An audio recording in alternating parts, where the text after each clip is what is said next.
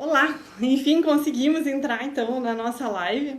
Ah, Estamos começando então essa conversa aqui dentro do espaço da nossa live da 28ª Semana de Museus.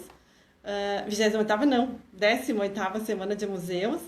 E a gente estava, na verdade, com um pequeno probleminha técnico aqui na entrada que faz parte dessa construção das lives, né? Então, tivemos um pequeno atraso, mas agora estamos aqui.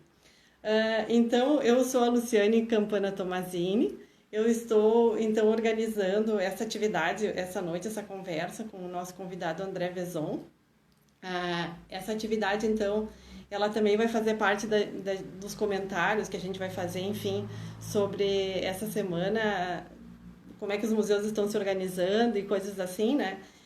Eu estou aguardando o André aparecer aqui para mim, para eu convidar ele. E assim que ele entre, eu já consigo colocar, então, trazer ele para nossa conversa. Mas essa semana, então, está sendo uma semana bastante importante, assim, para nós, bastante interessante. A gente está tentando nos organizar de uma forma diferente, assim, através das redes sociais, né? Estamos fazendo nossos museus funcionarem por dentro de um outro mecanismo que é completamente diferente das exposições e das coisas que a gente vinha organizando até então, né? E uma das coisas também interessantes desse momento agora são essas questões das mídias, né? Que na hora que a gente quer montar, na hora que a gente quer abrir, muitas vezes acaba fechando o computador e acaba trancando. Enfim, aqui também tem uma chuva bastante forte. Então, eu tô aqui esperando para ver se eu enxergo o meu amigo André, que daqui a pouco ele deve entrar. Ele estava ansioso também, me mandando mensagem, me avisando que estava me aguardando já. Então, daqui a pouco ele já deve estar aparecendo por aí. Mas também é parte dessa programação da Semana Nacional dos Museus, né? Algumas atividades que a gente tem colocado dentro das nossas redes sociais do museu, assim como atividades para as crianças, assim como alguns vídeos que os nossos estagiários estão produzindo e estão trazendo, na verdade, algumas informações pertinentes ao nosso acervo, as exposições que temos feito lá, temos nos organizado, na verdade, dentro do museu. Mas uma das coisas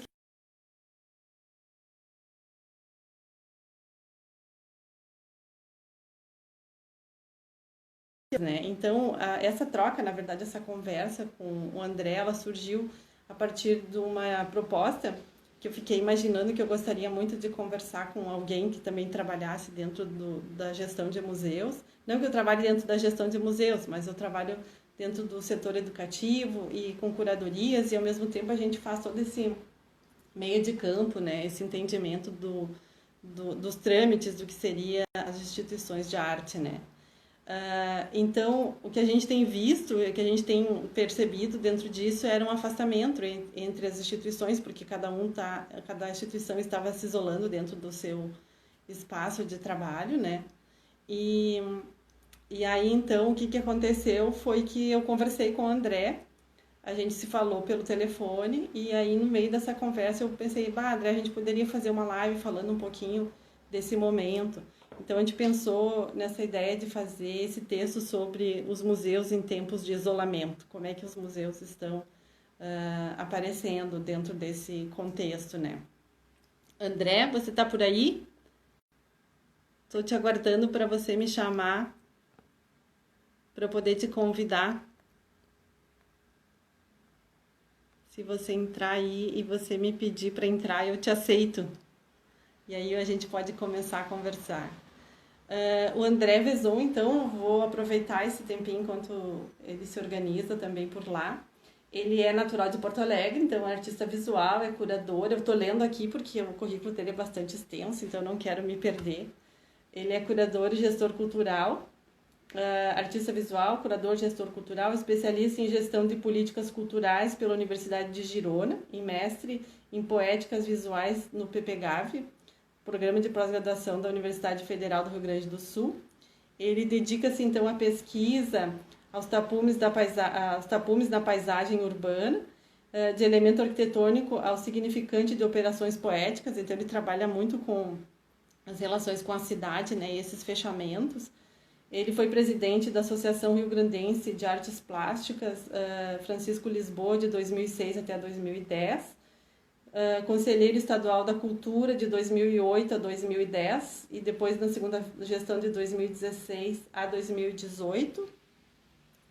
Ele é membro do Colegiado Nacional de Artes Visuais, de 2010 até 2012. E é atual, então, diretor do Museu de Arte Contemporânea do Rio Grande do Sul, pela segunda vez, porque ele já foi de 2011 a 2014 e agora de 2019 até a presente data, né, essa gestão. E é coordenador também da Galeria da Fundação Ecarta desde 2018. Então, o André é uma das pessoas que eu admiro muito, assim, o trabalho dele e a questão do envolvimento dele com a cultura, né? André, você está por aí? Eu estou curiosa para saber se você apareceu aí para eu poder te chamar.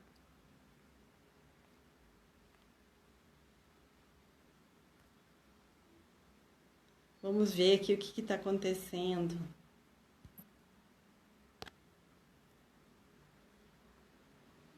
Vou abrir aqui de novo para ver se eu consigo saber o que está pegando aqui.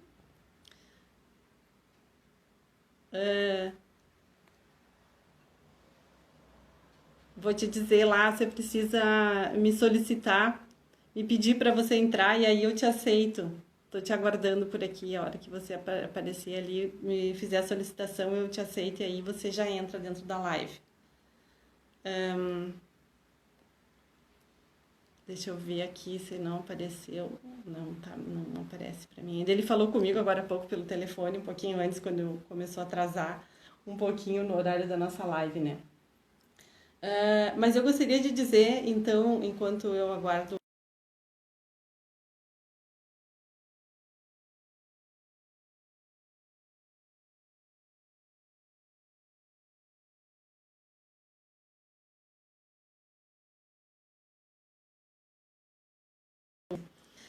E fez com que a gente entendesse, na verdade, a importância da cultura em relação à sua distribuição, vamos dizer assim, pelos meios de comunicação, né?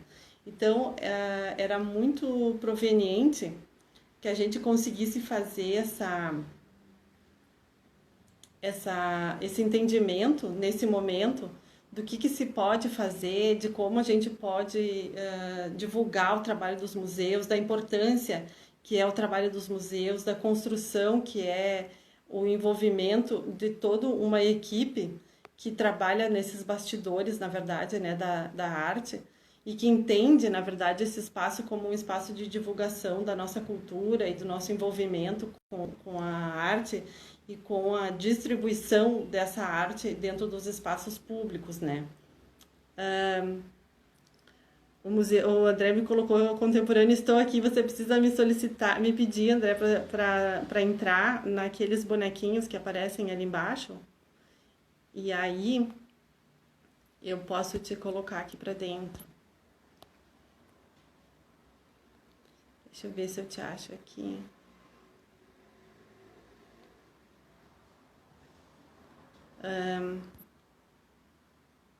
Estou te procurando aqui, André.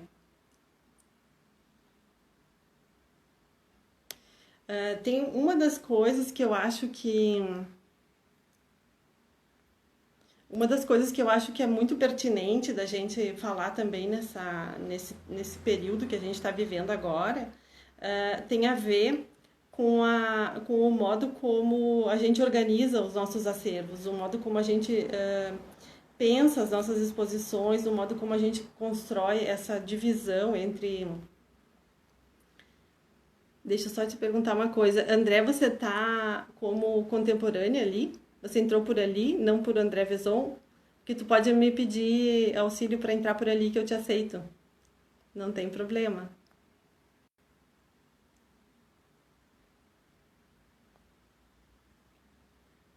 Eu não consigo te ver aqui.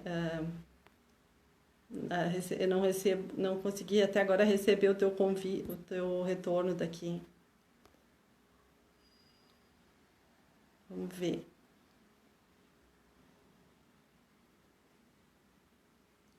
É. Não apareceu ainda para mim. Mas assim, ó, eu gostaria de adiantar, então, algumas coisas também que a gente veio conversando. A gente sentiu essa necessidade também de pensar uma aproximação dos nossos museus de arte dentro do espaço do Rio Grande do Sul. O Museu de Artes Visuais Ruth Schneider é um museu que fica numa região bastante deslocada dos grandes centros de arte, que é Porto Alegre, né, nesse caso. Mas também é uma cidade bastante grande. Então, eu acho que a movimentação dentro do Rio Grande do Sul, se a gente for pensar nos nossos museus, as nossas distribuições geográficas dos museus, elas nos fazem refletir que nós temos uma riqueza bastante grande dentro do nosso estado enquanto processo de cultura, enquanto proposta de construção de espaços de divulgação da nossa arte. Então, a gente tem o Museu da Gravura em Pelotas, em Bagé, a gente tem a distribuição do Museu de Arte de Pelotas, a gente tem o Museu de Santa Maria, a gente tem o Margs aqui, a gente tem o Museu de Arte do Rio Grande do Sul, a gente tem o Museu de Arte Contemporânea do Rio Grande do Sul. Então, a gente tem vários museus, na verdade, e instituições, nem só museus, mas instituições que vão falar um pouquinho dessa questão da arte no Rio Grande do Sul. Mas uma das coisas que eu acho mais interessante da gente entender dentro desse processo todo é que essas instituições elas sempre funcionaram, na verdade, de uma forma mais afastada, porque, enfim, cada um tinha suas questões e os museus que ficam fora desses centros urbanos, eles têm um entendimento, na verdade, que é bastante diferenciado dos outros museus pelo tipo de público que a gente recebe. Então, nós trabalhamos muito com o público das escolas, é o nosso maior público, e eu entendo que o público das escolas ele é muito importante por uma questão de formação de público futuro. Então, assim, todas as atividades que a gente tem em relação às crianças dentro do nosso espaço são espaços que estamos pensando, na verdade, numa formação desse ser mais sensibilizado, vamos dizer assim, com a arte, com o entendimento. André, tô na tua procura aqui, tô falando com as pessoas e tô te procurando. Você tá por aí? Me dá um oi aí. Aparece para mim, para eu poder te colocar aqui. Eu vi que o Mac tá aqui, mas aqui para mim ele não abre. Vamos lá. Vamos ver como é que tá rodando aqui, que ele não tá aparecendo para mim aqui. Sim, André, eu tô vendo que você tá, o Museu de Arte Contemporânea tá aberto aqui. O que eu preciso é que você me peça para entrar e aí eu te aceito. É por ali que a gente consegue se comunicar aqui. Então, deixa eu ver aqui o que ele botou.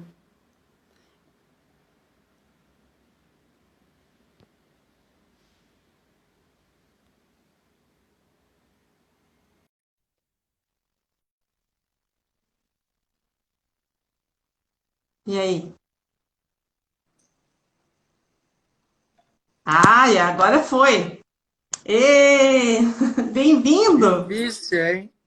Tava, né? Hoje tá puxado esse negócio. Diga. Co- como dizia aquela exposição Idades Contemporâneas, difícil não é a arte, é o mundo contemporâneo, né? Porque, olha, As tecnologias hoje nos deu um baile.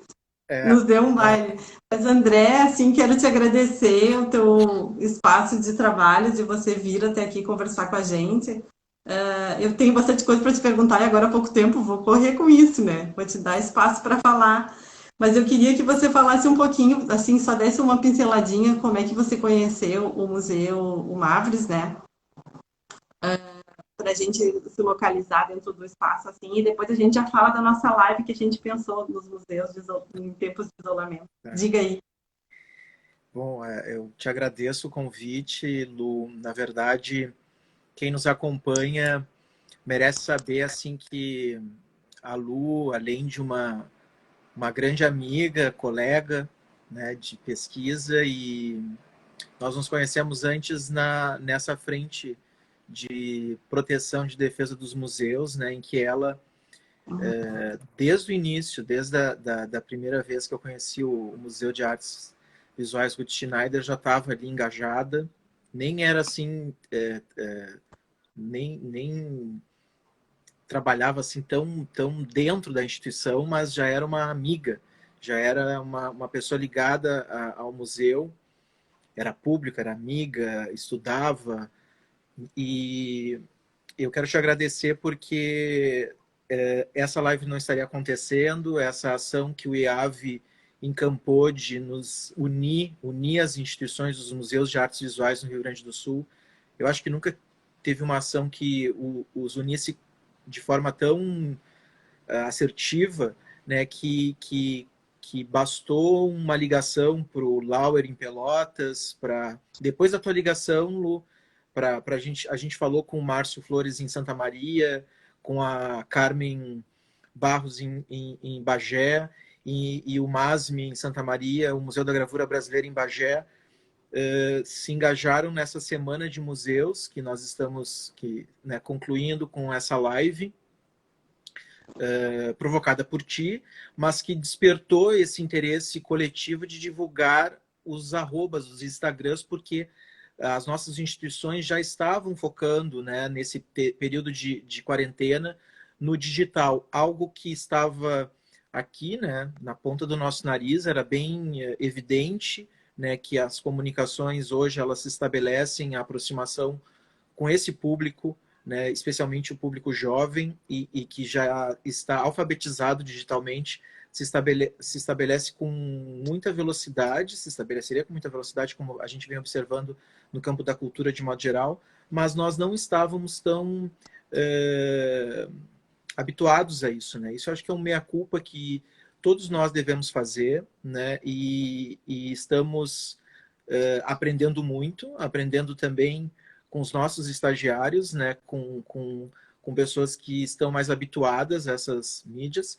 Nós tivemos um problema agora, tu e eu tu antes e eu depois, porque na verdade eu me preparei para falar olhando para ti pelo computador aqui, mas não tem essa solicitação pelo Instagram Web, não é a mesma coisa.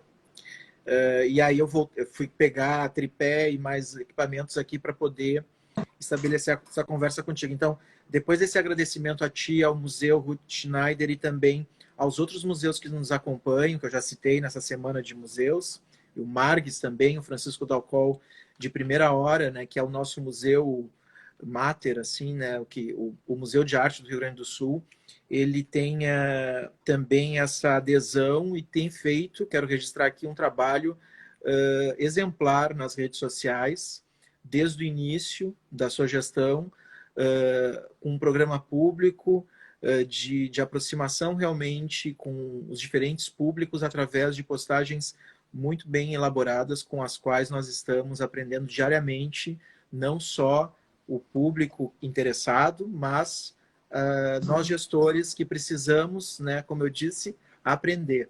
Estamos todos os dias aprendendo. Então, respondendo o roteiro que tu carinhosamente passou antes, o meu primeiro contato com o Museu de Artes Ruth Schneider foi quando eu ingressei na Associação Rio Grandense de Artes Plásticas Francisco Lisboa, tá?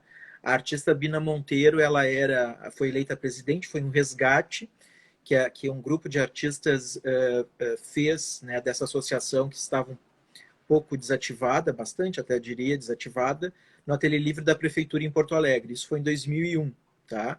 E a Ruth veio, infelizmente, a falecer 2 anos depois, em 2003, mas a Bina Monteiro era muito amiga e me falava com frequência desse museu, né, e da capacidade dessa mulher, que é uma das poucas, eu acho, ao lado da Vera Chaves Barcelos, que chamou para si a tarefa, né, além de artista, de constituir coleções, né, que guardassem a história da arte no nosso estado, né? E ela é um exemplo disso, né? Entre os museus que nós conhecemos, né, boa parte deles foram criados, por artistas homens, né? Então, no meio a dificuldade também que é para as artistas mulheres, no momento nós estamos fazendo parte dessa pesquisa Mulheres nos Acervos, no MAC, também divulgando dados através do nosso Instagram e Facebook.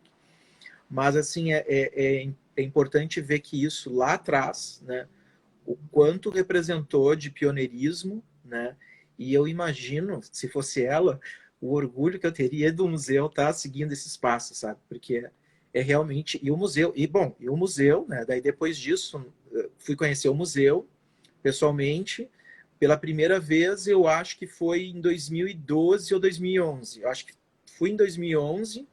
Aí nós organizamos uma mostra muito rápida para participar da Jornada Literária de Passo Fundo, que o MAC até ganhou um prêmio, assim, uma surpresa. Um troféu, né? Distribuir um troféu, uma obra de arte. Isso, do Vasco Prado, nós propusemos uma exposição, uma participação numa exposição que teve lá na universidade, e, se eu não me engano, uma outra exposição com fotografias feitas, objeto de um concurso da ESPM, com estudantes, né, com fotógrafos, sobre trechos da obra do Mário Quintana. É um acervo que nós dispomos até hoje, mas, assim, o nosso foco foi ver como participar desde o início, interagindo com aquele que é o maior evento, né, literário, acho que do Estado, depois da Feira do Livro, né, mas são eventos distintos. Porém, a Jornada Literária é, sem dúvida, um dos nossos maiores eventos culturais, e o museu precisava estar, o Museu de Arte Contemporânea, junto ao Museu de Artes Visuais Ruth Schneider, participando, né? E dali em diante a gente estabeleceu uma parceria muito frutífera, né, em termos institucionais e pessoais também, porque vocês receberam o projeto À Medida do Gesto. Tá? Sim, foi o primeiro trabalho, eu acho, que a gente fez junto lá, que eu estava no museu. E eu acho que foi, assim, uma coisa impressionante que eu nunca vou esquecer da competência de todo o corpo técnico do museu, que eu já conhecia a reserva técnica, todo o trabalho educativo. Tenho até aqui, ó, os álbuns que eu ganhei na época, os prospectos todos, o cuidado do museu, o cuidado, né, toda a equipe tem com o museu e com aqueles que acolhe ali, que recebe. A produção da exposição, a montagem da exposição foi em tempo relâmpago, assim, que foi... Era véspera ou era no mesmo dia de um jogo de Copa do Mundo. Era uma coisa assim que a gente estava vivendo naquele ano. Mas foi tudo perfeito. E depois eu tive o prazer de voltar com a minha exposição, com curadoria do Francisco Dalcol, se eu não me engano, em 2017, eu acho. E foi a exposição Mudanças, né? Então, e sempre com com o mesmo carinho, com a mesma competência, né? A gente acompanha o trabalho do museu aqui de Porto Alegre e está sempre pensando em como se reconectar através das exposições físicas, né? Que a gente sabe, esse é um dos nossos dilemas, que a gente vai falar mais um pouco, né? Só que nada substitui a convivência com a arte. As pessoas precisam vivenciar a arte, né? Os museus de arte contemporânea têm alguma vantagem nesse aspecto, mas nada que outros museus também não possam, né, ser criativos e inventivos em como pensar o objeto artístico fora, muitas vezes, do lugar onde ele é guardado, né? Então, assim, já é um desconfinamento, né, tirar uma obra da reserva técnica. Né?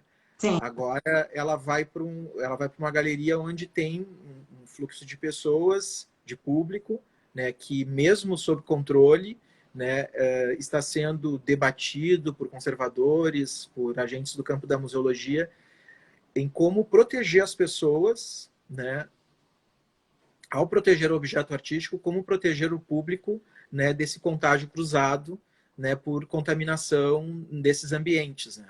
O que a gente tem escutado e observado, e por isso que eu disse que o Museu de Arte Contemporânea pode ter uma certa vantagem nesse aspecto, ou quem trabalha com arte contemporânea pode ter, porque a arte contemporânea, há muito tempo, ela já não é mais produzida, né, no formato que as nossas reservas técnicas podem guardar, né? Então, hoje nós temos, e aí eu falo dos artistas da performance, da videoarte e das intervenções urbanas, né? Nós temos toda uma gama de artistas que trabalham, que o seu suporte é a cidade, né? Então, como pensar a obra do Xadalu, por exemplo, quem foi a nossa primeira live no MAC. Então, Xadalu é um artista que a galeria é a cidade, né?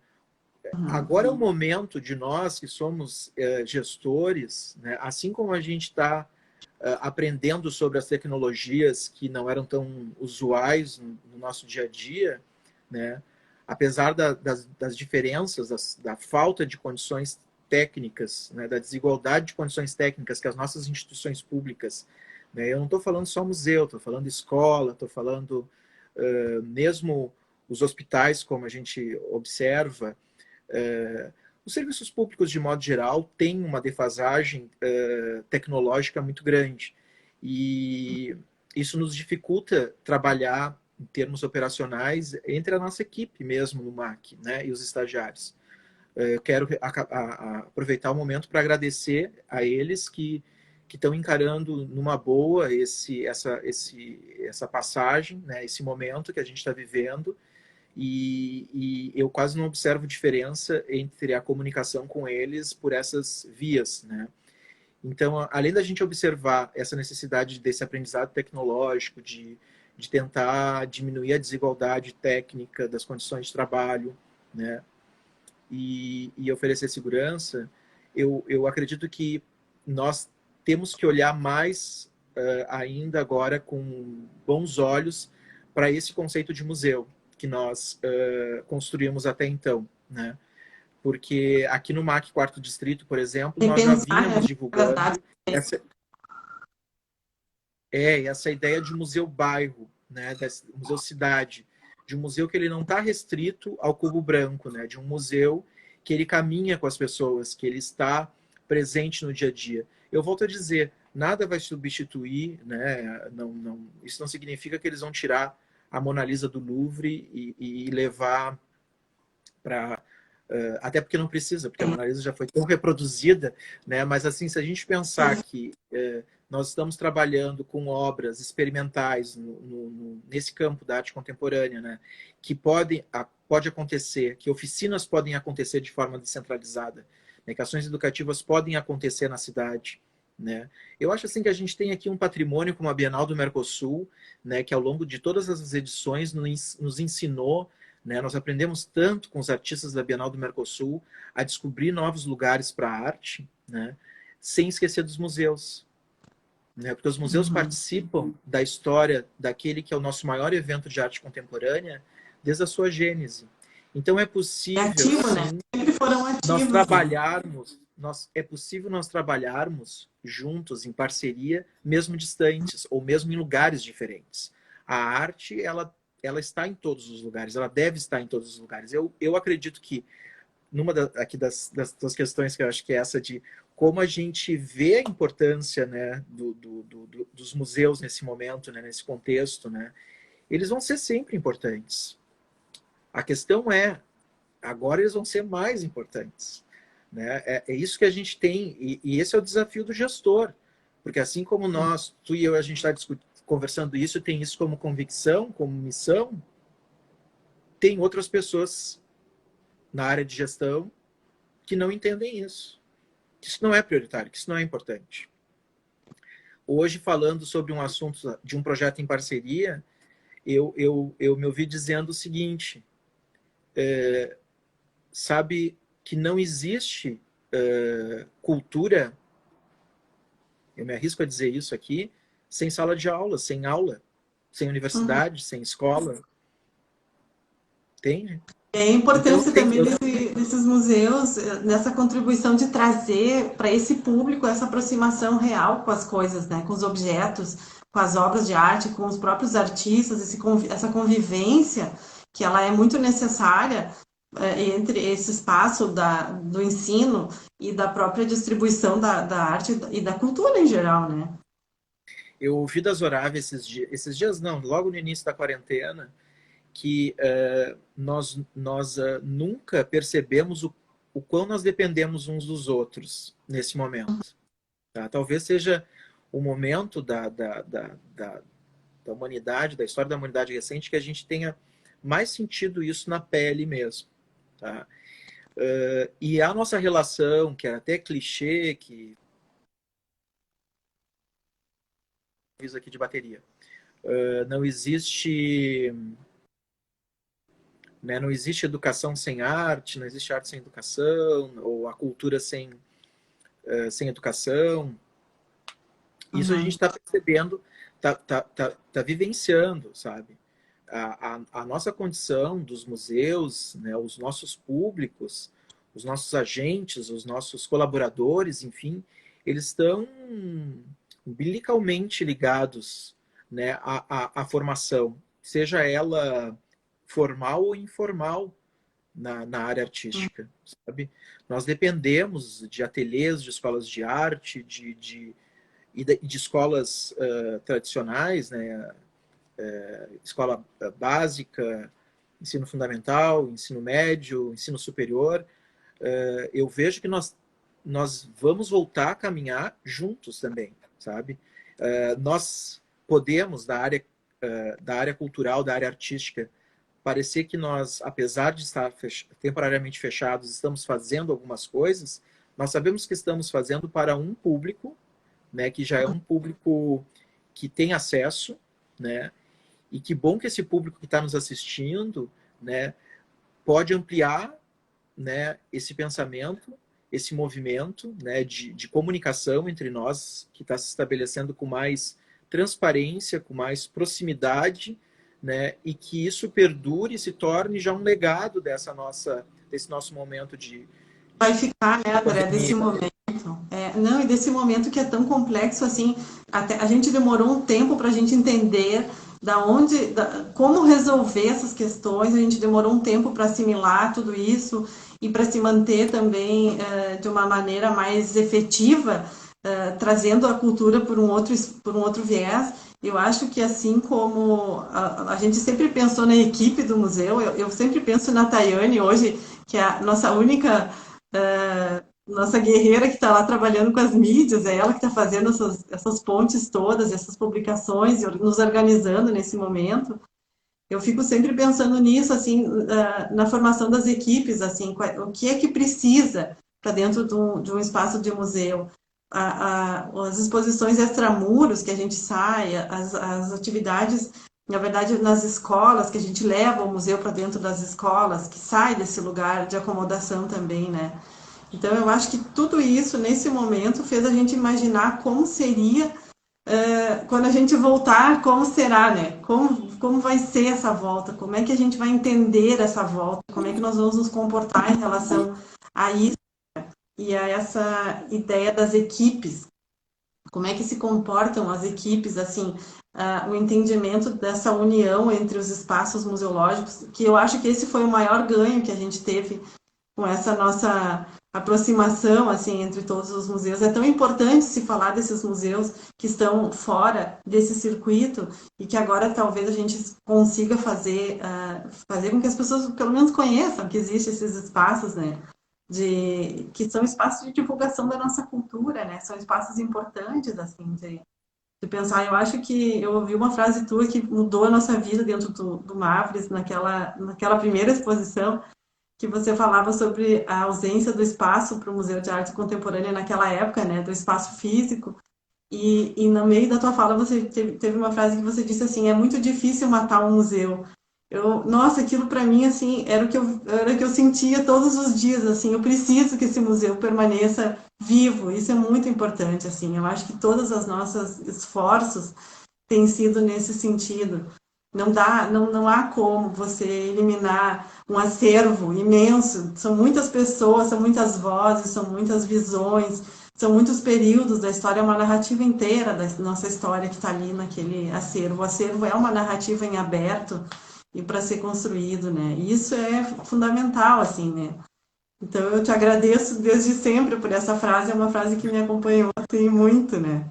essa frase eu lembro que eu disse, não lembro que era nesse contexto, mas é que a gente vê tantas instituições que desaparecem, né? E outras e também pessoas, enfim, que desaparecem e com elas as instituições desaparecem. Mas aí que está a importância de um arquivo, né? A importância dessa visão do museu de organizar um arquivo, né? E no caso dos museus de artes visuais, seu arquivo mais importante são as pinacotecas, reservas técnicas, que têm as obras que contam, né, a história da arte, no caso dos nossos museus, né, no Rio Grande do Sul, especialmente. Então, a sensação que eu tive quando eu assumi em 2011 a primeira gestão do MAC, lá que eu participei, de 2011 a 2014, era que aquilo não era quase que um karma, assim, fazer aquele trabalho, porque cada obra, cada artista cada obra que a gente pegava e estava em condições em péssimas condições, né, como costuma acontecer quando a gente abandona qualquer coisa, até um museu, tá? A gente está ali com a vida de um artista, né? É por isso que eu digo, a vida hoje, que eu disse antes, a vida da Ruth Schneider hoje é esse museu, entendeu? Uhum. Ela morreu, mas assim, se esse museu desaparecesse, seria uma segunda morte, mas não se morre duas vezes, entendeu? Então, isso. E uma coisa que eu também ouvi mais recentemente, que as pessoas. Isso eu falei em função de. Né, ouvi muito assim que. Vão matar uma instituição, sabe? É muito difícil. Instituição que tem história, que tem acervo, tá? Agora, claro, um lugar que não tenha, que não criou vínculos, ou que é um lugar que não tem acervo, que era, sabe, uma coisa que eu não quero dar exemplos aqui, porque a gente está num momento muito Espaço delicado. vazio. Mas assim, espaços que são de outra ordem, né? Mas mesmo até espaços. É difícil que um espaço cultural se enquadre nessa característica, mas museu é uma coisa, né? Existem museus abertos, né? Que são patrimônios que existem há milênios e que estão lá, ruínas, né? E que já foram bombardeadas, e que já foram saqueadas, e que já foram abandonadas, e continuam lá. Né? Então, isso é muito difícil fazer desaparecer. Eu acho que essa ideia, essa frase de matar, eu tirei da época do nazismo, que vem bem a calhar agora com esse período de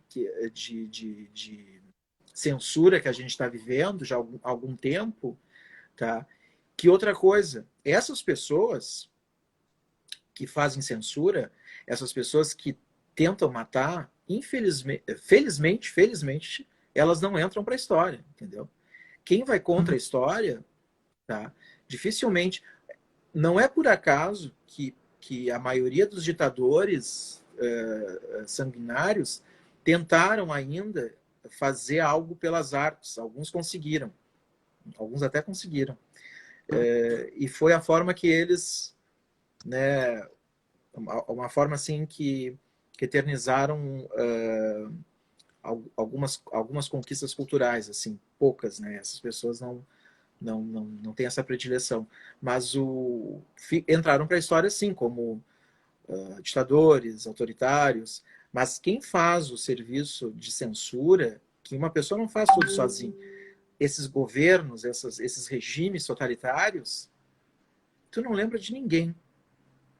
Nesses momentos. Se perde, né? É uma memória que se perde. Essas pessoas que calaram a boca de artistas, essas pessoas que torturaram artistas, sabe? Elas se estão por aí ainda, elas têm que ser presas. Mas se já morreram, elas caem no esquecimento total, sabe? Uma pessoa diferente de uma pessoa que lutou, né, de um desaparecido até mesmo, né? Para essas pessoas tem até museus. Agora, para esses outros, nada. Essa é a vingança que a história, é a vingança da história, sabe? A história se Na vinga. verdade, a construção da narrativa ela tem um viés que é você entender o que aconteceu, né? E a partir do entendimento do que aconteceu, você vai trazer à luz o que de fato é importante, né? O que de fato fez alguma diferença, que geralmente são as reações, né? Que os artistas têm, porque a partir do momento que se passa por um momento tão difícil desse, se fica muito mais forte, né? Se vem com uma potência muito maior de trabalho, vê-se por N artistas que passaram por situações difíceis, de algum tipo não só de censura, mas até de cerceamento, né, do seu trabalho. Vê-se aí pelo Ai Weiwei, né, que é um dos caras que trabalhou muito em cima dessa questão, e ele é conhecido internacionalmente não só pelo trabalho maravilhoso que ele tem, mas pelo cunho político que ele desenvolve hoje em dia em qualquer objeto. Ele consegue transformar qualquer objeto, qualquer ideia, numa questão política. Então, eu acho que ainda traz essa questão de potencializar o trabalho do artista. É muito difícil você desvincular, na verdade, a potência da arte, a força da arte, a capacidade que a arte tem em relação ao que a gente está pensando no momento, a vontade das pessoas daquela época de dizer que aquilo é arte ou que aquilo não é arte, ou querer apagar da história, né? A arte, na verdade, ela não tem esse limite que é palpável, que você consegue fechar todo ele dentro de um lugar e manter ali dentro daquela reserva, né? Não tem. Então, de uma hora ou de outra, tanto que a gente vê hoje a questão da arte dos negros, a questão da arte dessas narrativas que eram apagadas, tanto da história quanto da literatura, que agora está se reavendo isso tudo, né? Então, isso tudo, na verdade, são as tentativas de apagamento que nunca conseguiram. Sempre vai ficar, na verdade, uma faísca, né? E dessa faísca vai vir de novo, em algum momento vai vir de novo, né? Porque existe, na verdade, eu acho uma identidade muito forte, assim, com a realidade que as pessoas estão vivendo nesse momento da construção das obras de arte, né? Da distribuição das obras de arte. Por isso, talvez, aquele que é o carrasco não fica na história, mas sim aquele que é vitimizado por esse carrasco, né? É ele que vai contar essa história. A gente aprende isso olhando atrás, né? Nos momentos anteriores. Mas tem uma questão que eu acho que é bastante pertinente da gente pensar, é assim, ó, nos nossos novos comportamentos a partir disso tudo, né? Desse novo entendimento da gente dar visibilidade para esses espaços, para essas coisas que acontecem, e a gente poder refletir sobre isso é uma questão importante também, né? Porque ficava anteriormente num apagamento e agora existe essa divulgação, na verdade, do que está acontecendo e está vindo, essas questões estão vindo, todos os dias a gente vai nos redescobrindo de algum modo, né? Então, eu acho que é por aí, assim, essa leitura do que é feito sobre a... Diga. O exemplo do Ai Weiwei, eu acho que assim é o mais perfeito. Difícil falar em perfeição, mas é porque todos têm as suas contradições. Mas se a gente for analisar que ele é um artista que ele já perdeu o direito à própria casa, né? Ao próprio lugar dele, ao próprio país, né? Acho que ele vive na Alemanha, leciona numa universidade por lá. E outro, ele também é um exemplo de artista que saiu, né, de um trabalho. Aliás, e a história dele é muito parecida com o desejo de muitos artistas, né, de sair de um lugar, estudar fora, né, tentar trabalhar em grupos, em comunidades artísticas, não ser aceito pelo mercado, que é a maioria dos artistas, mas os artistas, digo por mim, hein, se unem para fazer uma excursão que nós dois íamos, né, antes da pandemia. Ainda vamos, né? Vamos aguardar que ainda vamos ir. Nós nos unimos para ir visitar uma feira de arte, mas nós não nos unimos para organizar a nossa feira de arte, sabe? E a gente fica criticando o mercado, né? E num determinado momento, eu acho que o Ai Weiwei resolve, né, aumentar, assim, subir a régua e tratar daquelas questões que as pessoas não queriam nem se unir para isso, né? E ele começou a publicizar e as pessoas foram se encorajando e ele foi conseguindo construir essa rede de comunicação, né, entre ele e o público, né?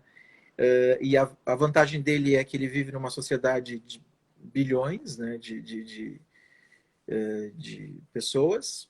Então, a China tem essas contradições, né, que, ao mesmo tempo, que ainda vive um regime autoritário, consegue ser mais socialmente garantir direitos básicos à maior parte da sua população, né? Ela é uma contradição ambulante, né? Ela é o nosso o ponto zero, né, o marco zero da pandemia, e hoje, já é agora o país que mais controla e tem, né, domínio sobre esse risco de vida, né, para a sua população.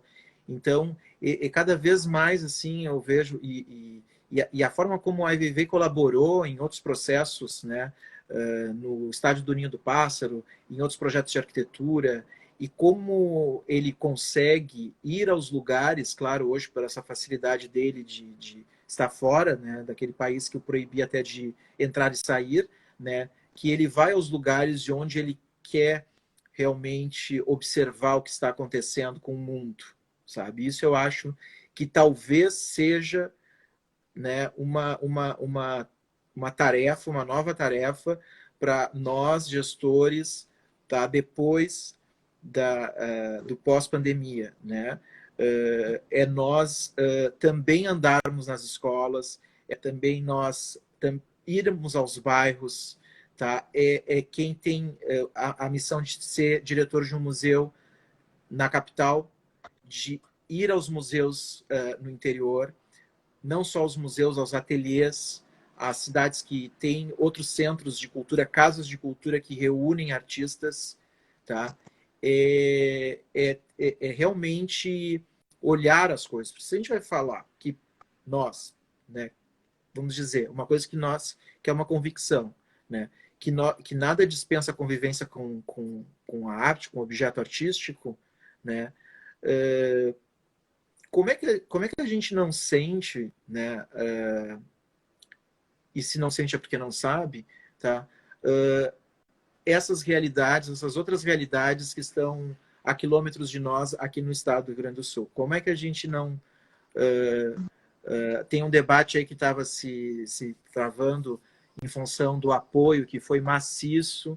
Agradecemos ao Colegiado Setorial de Artes Visuais, que também assinou o manifesto pela PL, que todo o estado assinou, que todas as instituições culturais do estado estão juntas, unidas, para que na semana que vem ou na próxima, mais tardar, vá à votação o PL emergencial para os trabalhadores da cultura. Tá?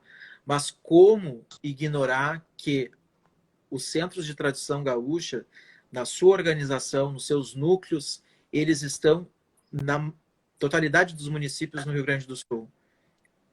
As bibliotecas, nós somos, acho que, o segundo estado em número de bibliotecas públicas no interior, né?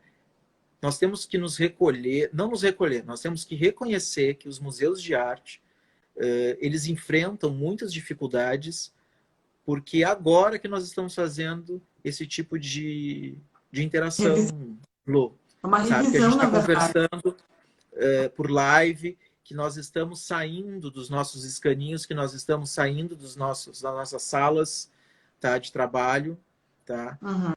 Porque nós temos dificuldades de até conviver, eu entendo as dificuldades, até às vezes de abrir o museu, sabe? As dificuldades de estar na galeria ali com o público, de estar desenvolvendo uma ação educativa, sabe?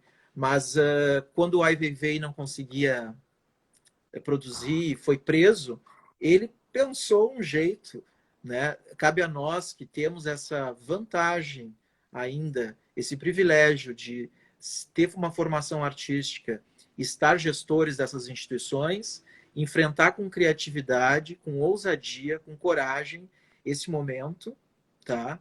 Porque se nós somos artistas é porque nós somos corajosos, tá? Porque não é fácil, tá? Tomar essa decisão de ser artista e de sobreviver, né? De ideias, tá? E de expressões que muitas vezes as pessoas não compreendem hoje o que é, e no futuro vão se tornar obras significativas para essa coletividade. Tá? Então, nós temos uma responsabilidade muito grande. Eu, sinceramente, espero que daqui a uns anos, quando o museu estiver melhor estruturado, e acredito que ele vai chegar a isso com o apoio, né, dos museólogos, né? Nossos cursos de museologia são ainda jovens, né, mas eles estão muito engajados nas nossas instituições, já com seus primeiros egressos, hoje sendo diretores de museus importantes no estado, né, como também os estagiários. Então a gente vai, eu acho que nós estamos, tu falaste assim, eu acho que a gente não volta. Acho que a gente não volta. Eu acho que a gente vai. Eu fiz uma apresentação, acho que foi no museu lá de arte da gravura brasileira em Bagé, dizendo que o MAC era um museu que vai, sabe? Não é um museu que volta. Porque a Sim. arte contemporânea, ela nos empurra para frente, entendeu? Ela nos puxa. Talvez o maior desafio agora seja pensar a arte contemporânea mesmo, né? E o que Porque vai vir, o todas que as... os artistas vão produzir a partir disso, né? Desse tempo que a gente está vendo. Como vai se dar essa adaptação aos espaços abertos, a essa necessidade de não isolamento, mas que os artistas, eu volto a dizer, muitos já trabalhavam com essa mentalidade, tá? E já trabalhavam criticamente com as questões, essas que tu colocou, e mais essas que tu colocaste, e mais as que já vinham há um bom tempo. Assim, ó, nós fizemos um exercício recente em relação ao acervo do MAC, com toda a equipe, e nós selecionamos dezenas de obras, sabe? Eu não sei te precisar, mas em termos de 70 obras que estão, assim, extremamente atuais em relação ao momento da pandemia, sabe? Como se essas questões críticas sociais que nos afetam, essas desigualdades sociais, essas injustiças sociais que continuam nos acometendo e que agora, nesse cenário de pandemia, se revelam mais cruéis, tá? Elas já estavam na Já tinha pauta uma dos artistas. aproximação, né? Elas já estavam na pauta dos artistas. Os artistas já estavam falando disso. Essas obras já tinham circulado, já tinham sido expostas, já tinham constituído acervo. Então, essa história, nós estamos atualizados. Eu digo com segurança que o Museu de Arte Contemporânea do Rio Grande do Sul está atualizado a esse momento. Novamente, eu vou citar o Xadalu. Xadalu, no início do ano, que tem toda essa pesquisa com a questão indígena, né, realizou uma exposição que se chamou Ive Opata, A Terra Vai Acabar. Tá? Por essa não preocupação que a gente vem acompanhando, né, com a questão não só indígena, mas com o meio ambiente, né, que já vem de um bom tempo, vários artistas vêm tratando disso, né, e bom, sem falar no momento único que nós tivemos com a curadoria do Cacique Cirilo, que foi, então, abrir uma roda realmente de conversa, né, que é algo simples de se fazer, né, singelo, né, uma roda de conversação que nós fizemos e que agora nós não podemos fazer, estamos sentindo falta disso, né? São essas coisas que vão fazer com que todos olhem para os museus, não só para os museus, para outros lugares do passado recente, sintam saudades, né? Mas nós não vamos voltar, né? Nós não vamos nos repetir. Nós vamos continuar mudando, continuar nos transformando. Talvez agora de uma forma, né, mais rápida, né, para tentar, como nós estamos fazendo, combater, né, essa pandemia, mas também combater a ignorância, né, combater as pessoas que pensam em revisionismos, né, que querem dizer que a Terra não é redonda, sabe? Coisas assim absurdas, né? Mas que a ignorância está cultivando, nem sei se a ignorância pode cultivar alguma coisa, que a ignorância está assolando, né? Então isso, na verdade, assolando é a melhor O que dá para ver palavra. também nessa questão nova que a gente está vivendo também é a relação da divulgação das visibilidades também dos museus, né? As pessoas têm visto, têm olhado muito mais nas redes sociais, então eu noto que para nós, por exemplo, do Mafres, foi mais fácil em alguns momentos pensar que as pessoas estão conhecendo o nosso museu e que não acessariam, na verdade, de uma forma física lá dentro do espaço, não saberiam que tem esse lugar até poder, de repente, em algum momento passar pela cidade e saber, aqui tem um museu, eu posso passar até lá e visitar esse espaço. Então, eu entendi que para essas questões de visibilidade dos museus que são afastados, a, a questão da pandemia, não na pandemia em si, mas a resposta que veio dessa pandemia, ela foi positiva nesse aspecto, de você conseguir acessar pessoas em momentos oportunos, até nós não estaríamos aqui nesse horário fazendo isso que nós estamos fazendo agora. E essas pessoas estariam fazendo outras coisas, então nesse momento a gente não estaria dividindo. Eu estou aprendendo a fazer as lives aqui fazendo, a gente está aqui nessa tecnologia nos reestruturando e as pessoas estão nos visualizando de uma maneira diferente também, né? Então eu entendi isso, que era uma oportunidade para a gente, em épocas de crise, transformar, na verdade, o espaço da arte nesse espaço de divulgação da própria arte, né? E aí fazer esse levantamento, como a gente fez agora, de todos os museus e trazer isso para dentro das nossas páginas, para que as pessoas saibam que existe um museu, por exemplo, da gravura dentro do Rio Grande do Sul, que é um museu importantíssimo, né? E Sim. que precisa também ter essa visibilidade, ele também precisa ser conhecido e reconhecido enquanto espaço de acervo da nossa história cultural, né? Então, eu aprecio, na verdade, essa nova oportunidade e não entendo ela como um fim, assim, mas eu entendo ela como um meio de nos aproximar de algum modo, assim, né? Lu, a gente tem quantos? Acho que a gente está chegando ao nosso deadline, Sim, né? Deve tá. eu tô cuidando aqui que nós entramos quase 10 minutos antes, quando faltar 5 minutos, ele há de me avisar ali. 5, Eles 4, 3, avisam. 2, sim, ele É, aparece. isso realmente eu acho que nós estamos vivendo a oportunidade de nos apropriarmos dessas novas tecnologias, né? Como eu digo, os artistas já vinham fazendo isso. Eu acho que os gestores, administradores, agentes, colaboradores, eles podem, né? O Marg está fazendo um trabalho educativo muito bonito, né? Quem faz o Margs, né? Eu acho que são ideias tão boas, sabe? São ideias tão naturais assim de se trabalhar, né? Que nós devíamos não só aplaudir, apoiar, como reproduzir, sabe? Nas nossas redes. Eu acho que a gente é fácil concluir quando a gente observa, assim, vê postagens e que não são coisas.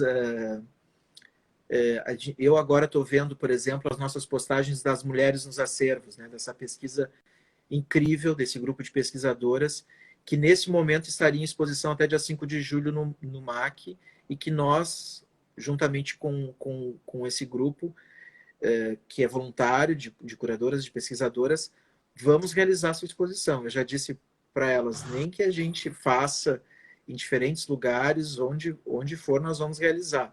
Né? Porque, claro, as instituições estão vivendo agora uma situação imponderável, imprevisível, de como reajustar suas agendas, enquanto isso não se normalizar minimamente. Né? Então, a gente está vai atender os protocolos de segurança que o Estado elaborou em conjunto, de forma horizontal, com todas as instituições, mas nós não podemos ainda garantir, né, que data vamos reabrir, como vai ficar o calendário, né?